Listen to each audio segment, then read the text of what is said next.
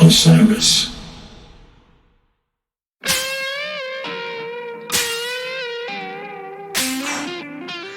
For someone who is not familiar with Snarky Puppy, how would you describe this band?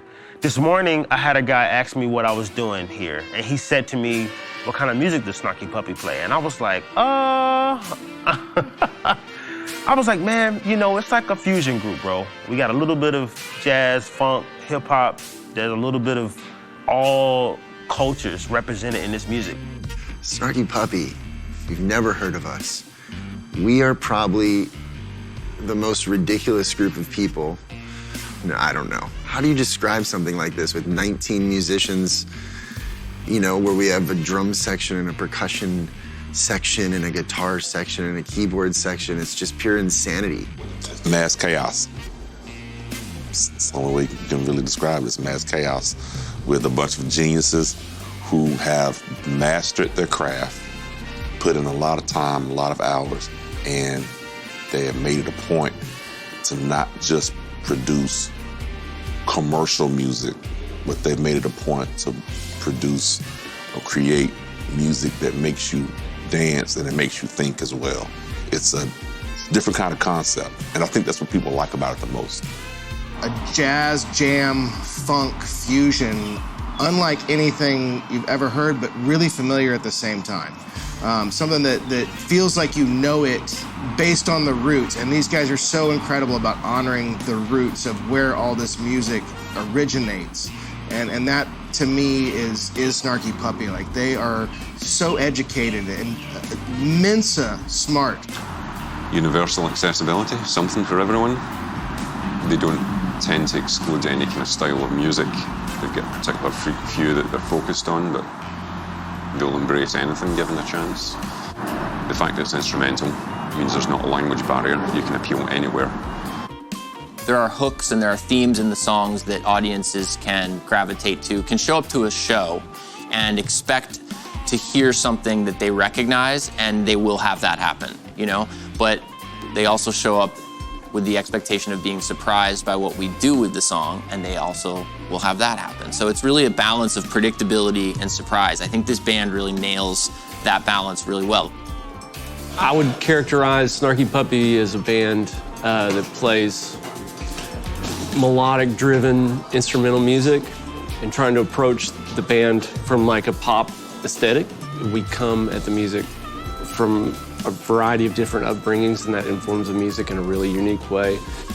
Oh my gosh. How would I explain what Snarky Puppy is to someone that's never heard of Snarky Puppy before? It's the funkiest WhatsApp group you would ever hear. That's what I would say. This is, I would say, a band perfectly fit for anybody. We got something for you. I don't care what kind of music you listen. But I don't know how I would describe it. I would say just come to a show, man. Just come check us out. 2 decades of musical innovation, 4 Grammy Awards, packed venues from Jakarta to Reykjavik to Melbourne, and sessions logged with world-class artists from Erykah Badu to David Crosby to Snoop Dogg. Snarky Puppy has covered a staggering amount of musical ground. In March 2022, the collective returned to Dallas, the city where they cut their teeth, with an ambitious mission: rehearse a new batch of tunes honoring the Texan city for a week, then record them before an audience over 8 shows at Dallas's Deep Ellum Art Company. The result? Empire Central, Snarky Puppy's most intimate, inventive album yet. Welcome to Osiris Media and Ground Up Music's Snarky Puppy, transmissions from Deep Ellum.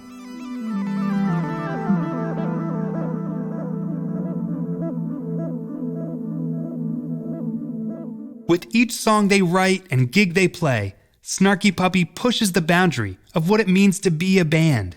But at their core, they're still the crew of endlessly curious musicians who first met at the University of North Texas in Denton. Snarky Puppy founder Michael League. This band always has been and always will be, and probably now more than ever, is really a group of music students. I think the band's as curious now and as investigative now about music as ever. League formed Snarky Puppy in 2004 when he was a sophomore in UNT's Jazz Studies program. That's where he teamed up with musicians like guitarist Bob Lanzetti, still an integral member of the group. It was started by college kids, college jazz students at the University of North Texas. I think in the early days it was pretty influenced by Pat Metheny Group and Dave Holland, Miles Davis, Gil Evans. And then we started incorporating a lot of the Dallas R&B and hip hop scene, so that became a big element of it. You know, I grew up here, so it's always been a drive away to get to Dallas. I'm from Grapevine, which is about 30 minutes away. Trumpet player Jay Jennings is another member of Snarky Puppy's original UNT cohort.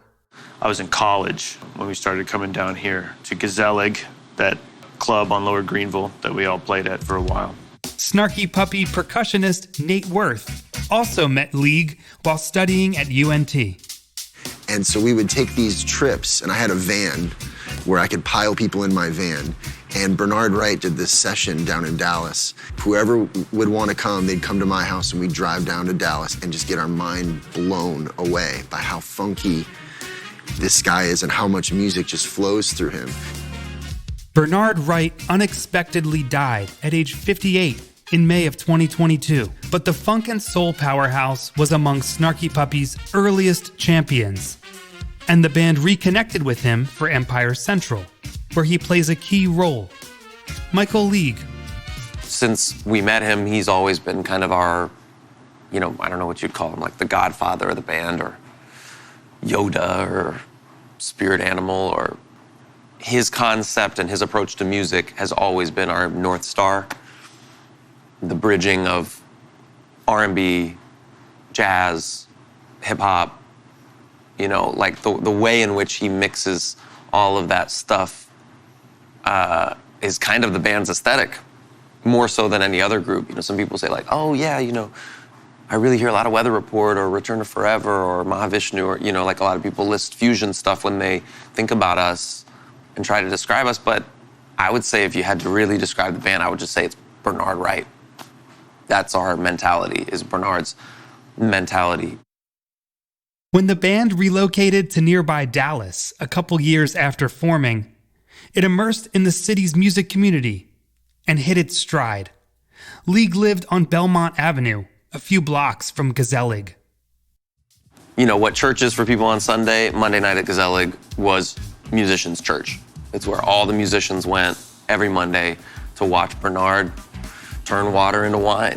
That's what happened every Monday for us musically. And then after the show, I would cook spaghetti or whatever, cook pasta for people, and like 30 people would unload from the club into my house, and we'd just hang out, and that was like a really special moment in time. We started in Denton as college music students, but really the soul of the band to me started to form in Dallas when we moved here, when we started grabbing members of the band who are from here.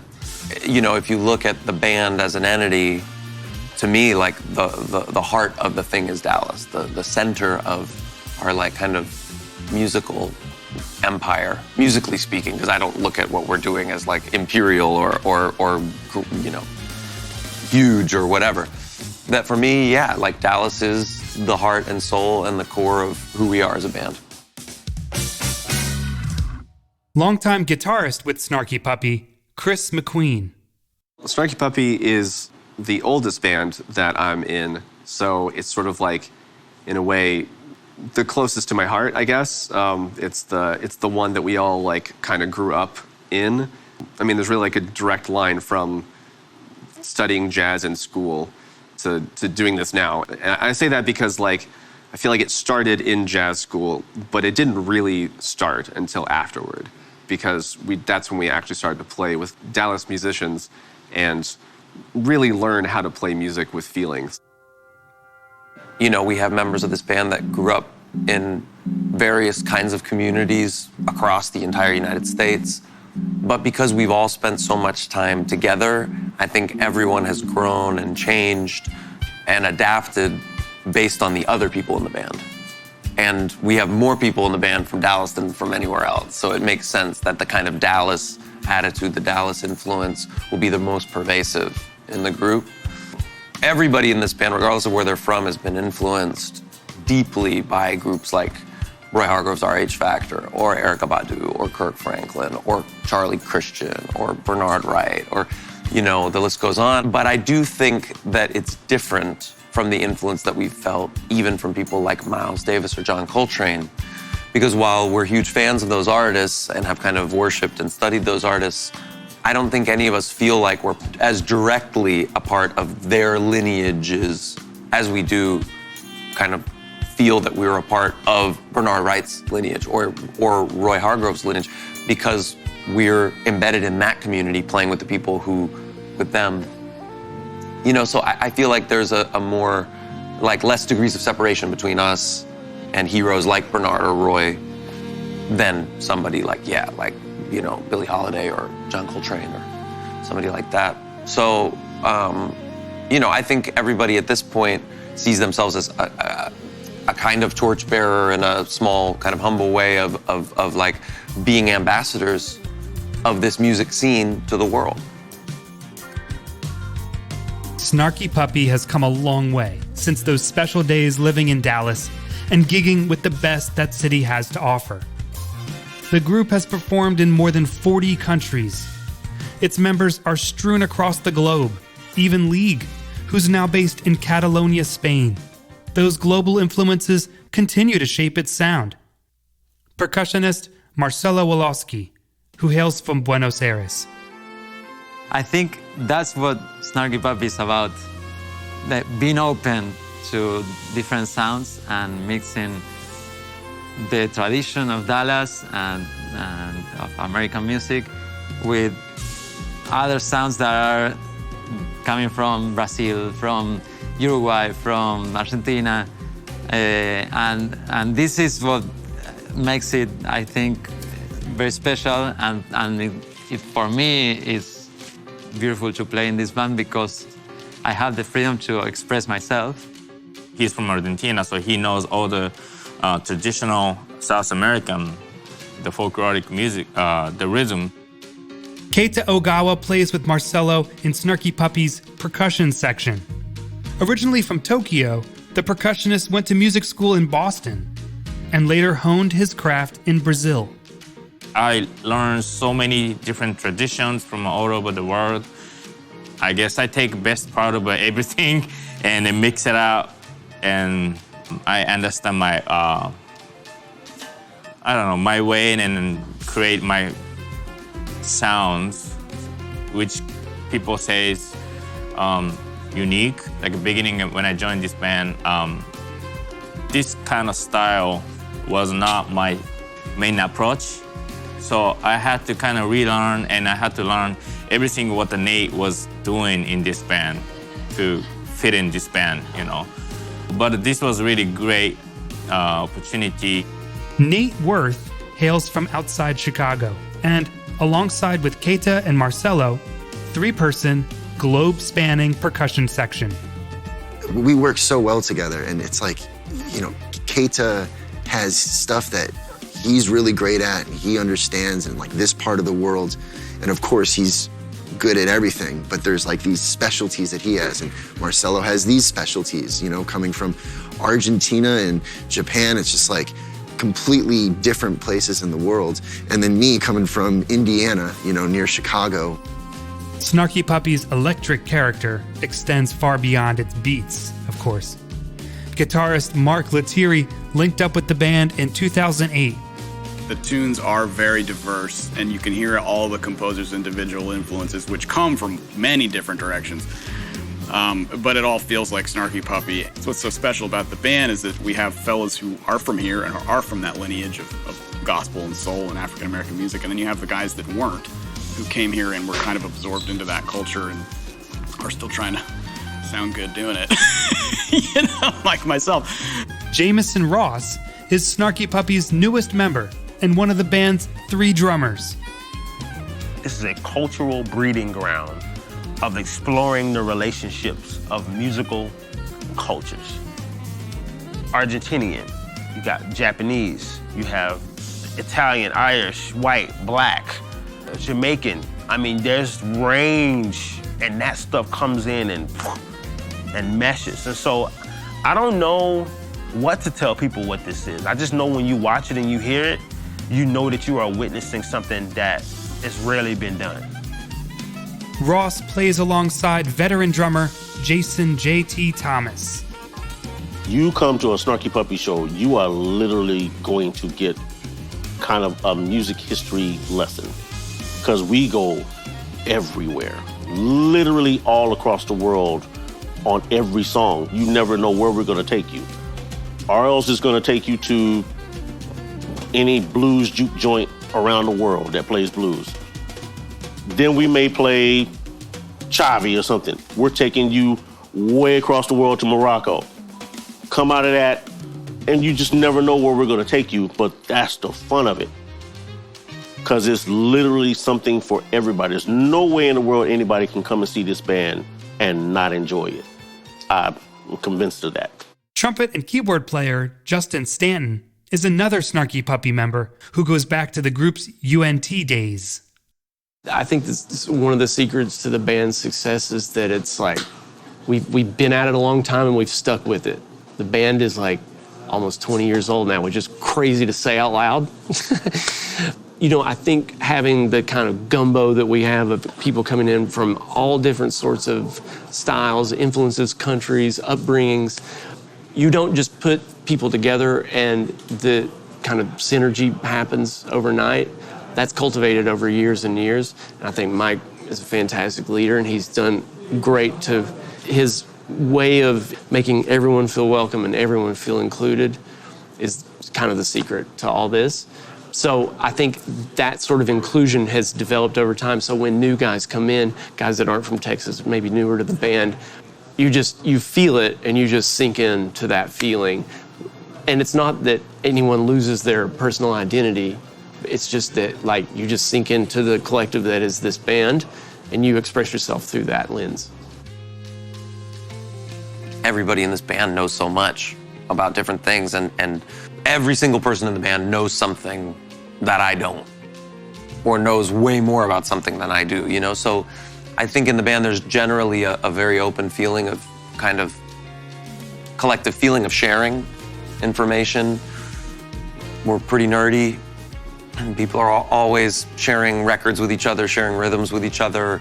And it's not just for individual benefit, it's for collective benefit too. As the band goes on, people feel more comfortable. People who previously maybe felt uncomfortable sharing their perspectives or their opinions, now they feel more comfortable.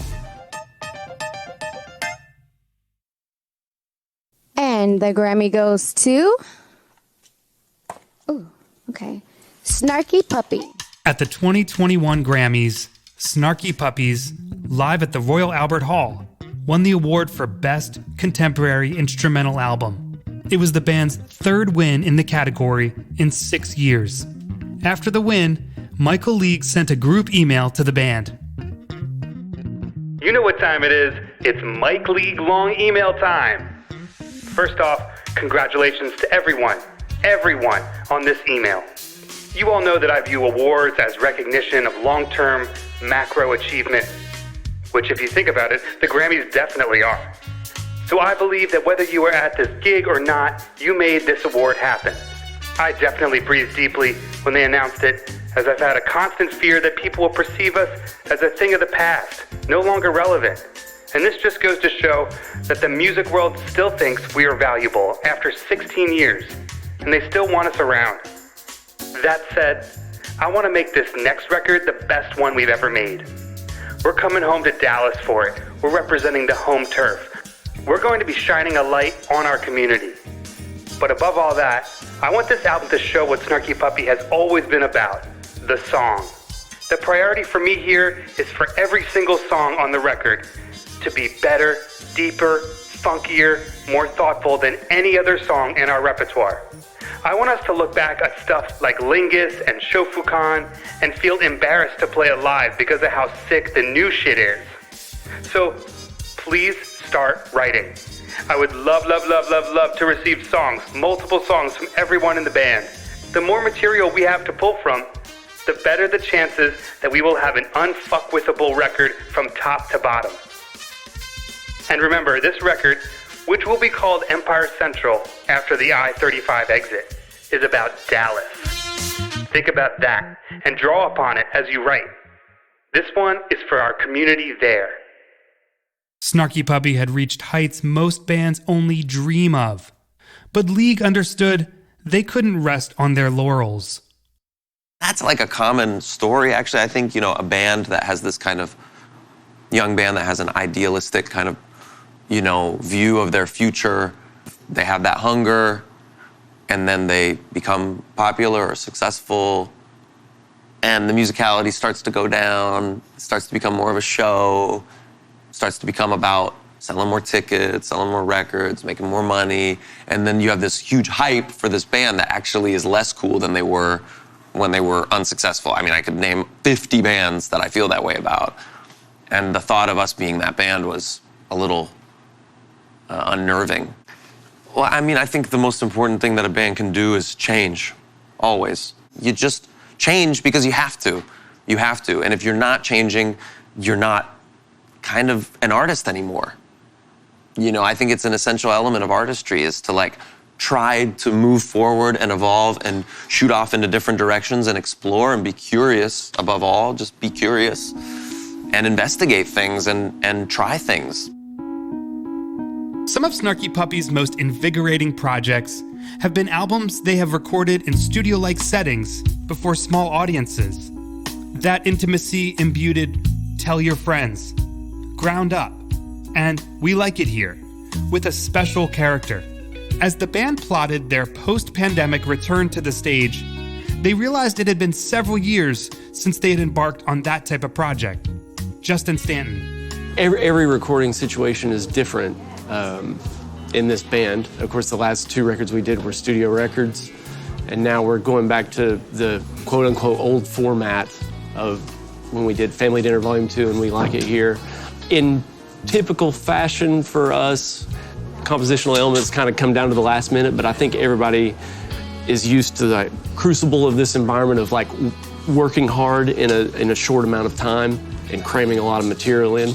It's been, I think, 6 years since the last time we did this sort of format with the live in-studio thing with the audience.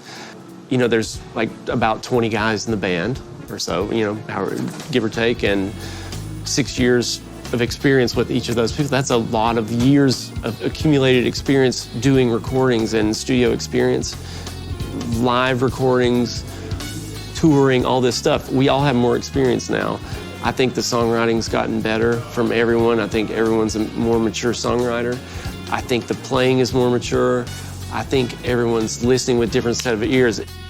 Here's percussionist Nate Worth. And when I found out we were doing it like that again, I was super excited because the magic of trying to just perform a composition you just learned days ago live is a serious challenge, so that sort of intensity and adrenaline, you feel it in the music.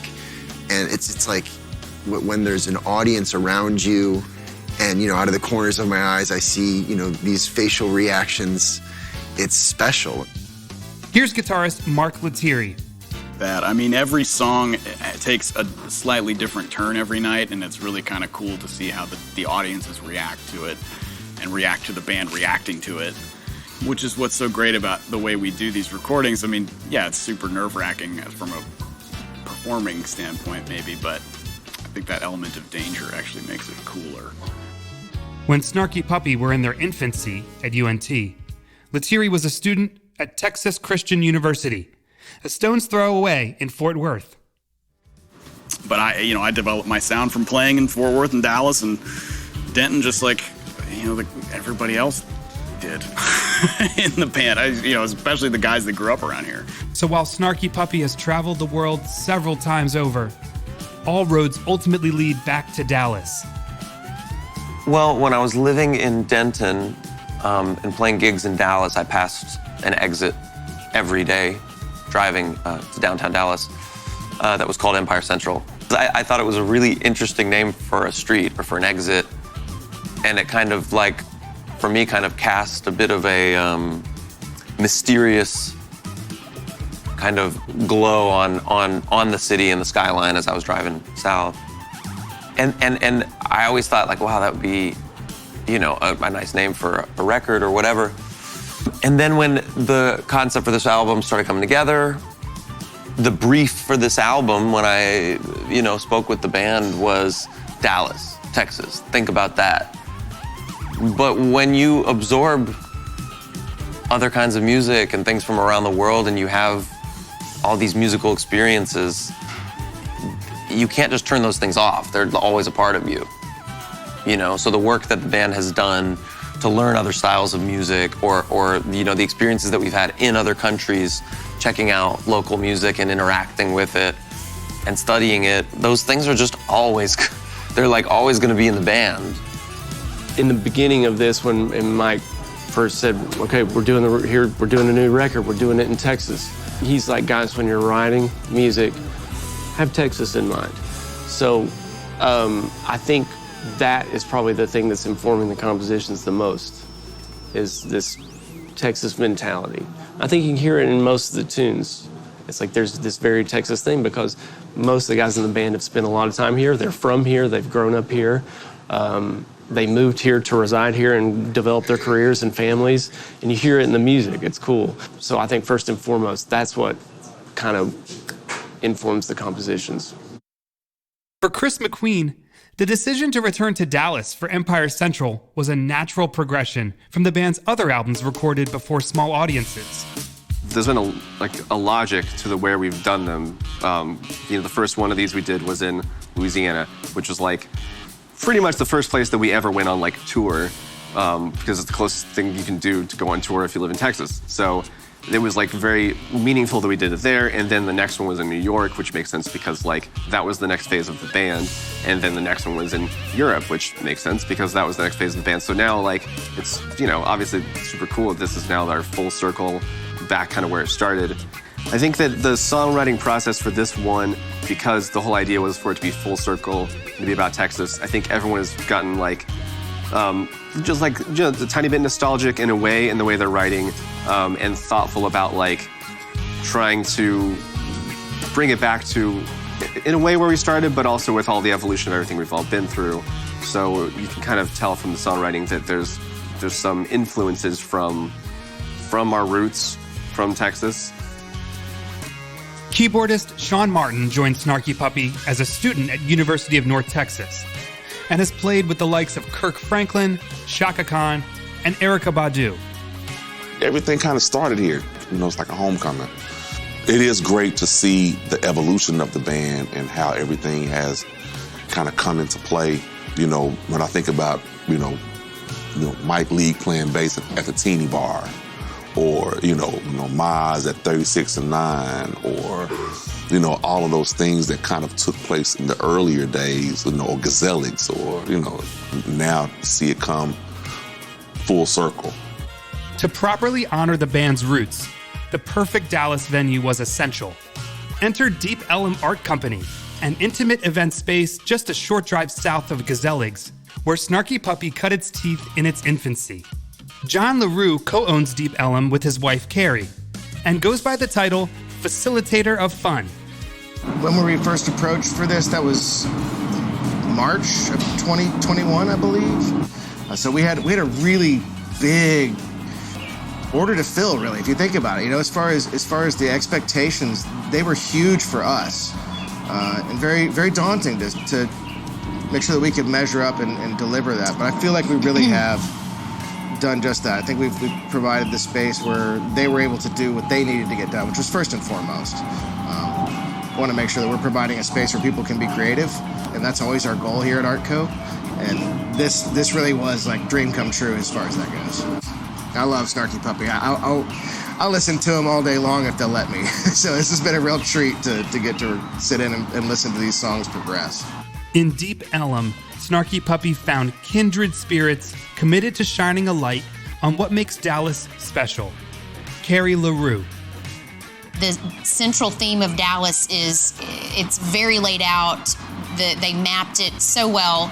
I also feel like I've gone on this, this international journey, this tour, of all these countries that are represented, which is so fun.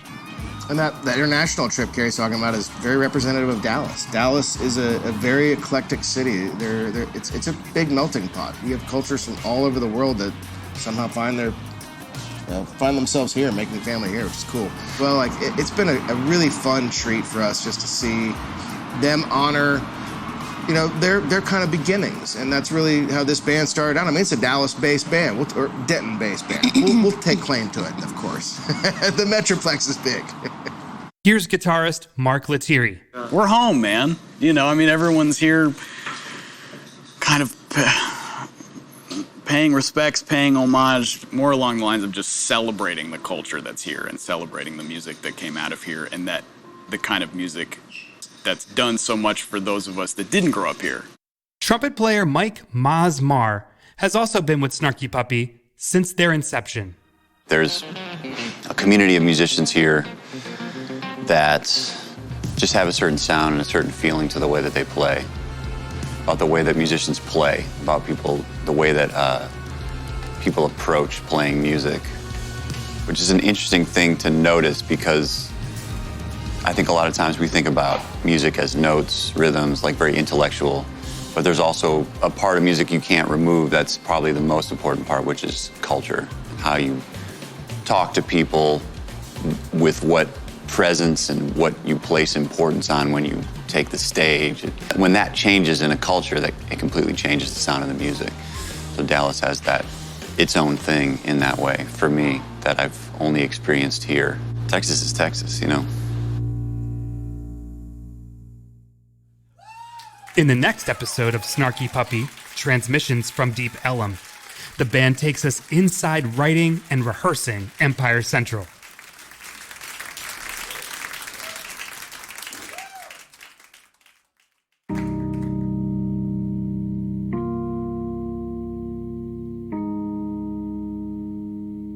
Snarky Puppy, Transmissions from Deep Ellum is produced by Eric Lenz and Jamie Margulies of Ground Up Music. Narrated by me, Alex Arif. Producers for Osiris Media, Kirsten Cluthy and Matt Dwyer. Audio production, Matt Dwyer. Developed with assistance from Brad Stratton. Written by Eric Renner Brown. Artwork by Mark Dowd.